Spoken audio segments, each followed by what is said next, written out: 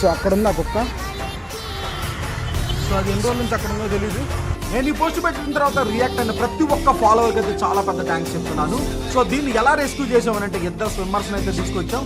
దాన్ని వాళ్ళని కాలువ దాటించి అటు పక్కన తీసుకెళ్ళాం. ఇది అంత ఈజీ అయితే ఏం కాదు. రాత్రి 8 మిషన్ చేశాను. సో నేనంటే పొద్దున వరకు వెయిట్ చేయాలనేది అనుకోలేదు. సో అందుకే ఒక గోతంలో పట్టి సో ఇటు పక్కకైతే లాక్కొచ్చాం. దాన్ని పైకి అయితే తీసాం. సో తీసిన తర్వాత దాన్ని ఆ మొహంలో ఆనందం చూసిన తర్వాత ఇంత కష్టపడింది వర్త్ అనిపించింది నాకు.